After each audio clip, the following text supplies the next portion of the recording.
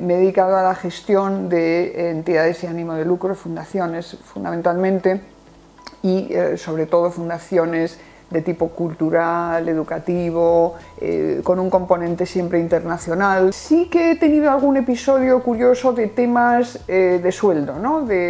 de saber, bueno, una búsqueda profesional a través de un headhunter, de saber que estaban buscando un perfil con un cierto sueldo, y cuando al final me eligieron a mí entre muchísimos candidatos y bueno, afortunadamente me eligieron a mí, pues saber, tener conciencia de que estaban rebajando el sueldo por ser mujer, ¿no? Es muy parecido a cuando pierdes, por supuesto poniéndolo en su medida y en su nivel, es como cuando pierdes a una persona querida, ¿no? Tienes que pasar un duelo después. Primero shock, después hay un rechazo, después hay una aceptación que vas poco a poco digiriendo. En fin, hay una serie de etapas. Cuando me despidieron tenía como 55 años, ahora tengo 58, tenía 55, 56.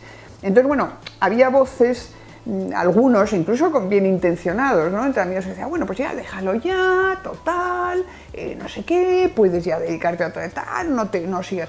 Y entonces, a mí eso lo rechacé totalmente, me pareció que no, que a mí no, que esos tiempos los iba a elegir yo, y que yo todavía me encontraba perfectamente capacitada, con energías y con ganas como para hacer cosas. Entonces, bueno, me puse a pensar.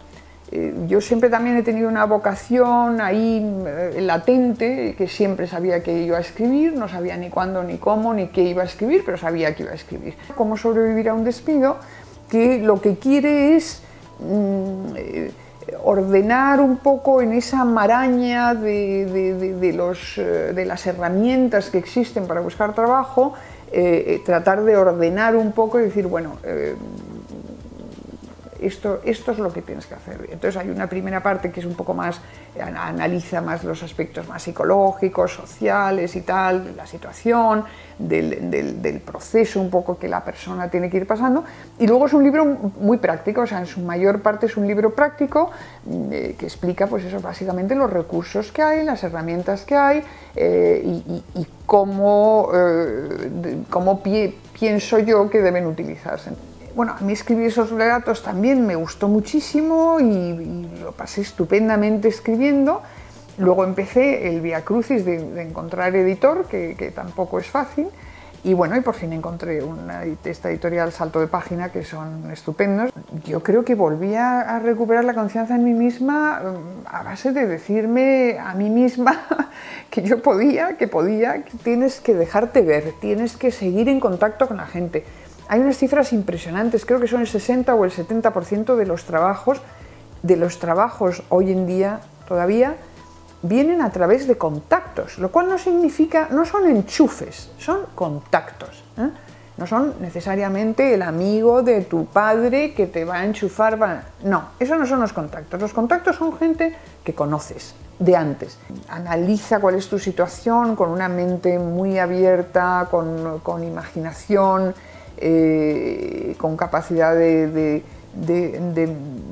ver un poco, pues eso, las oportunidades que hay. Es decir, piensa en ti, pero piensa también cómo a lo mejor puedes ayudar a más gente que está en una situación como la tuya o mucho peor que la tuya, ¿no? Hay que saber venderse y hay que también tener una cierta humildad para venderse, ¿no? Es una mezcla de circunstancias. Entonces, tienes que saber, ¿no?, que ese sitio que tienes que encontrar te lo tienes que crear tú y tienes que trabajártelo tú. En el tema de mi trabajo como autónomo, tengo un trabajo muy bonito que es lo principal, digamos, lo más sólido de lo que estoy haciendo. Estoy trabajando con la fundación de Abertis, de la empresa Abertis, y con un proyecto muy bonito que está implicada la UNESCO y una serie de instituciones bueno, es un tema muy bonito y muy ilusionante.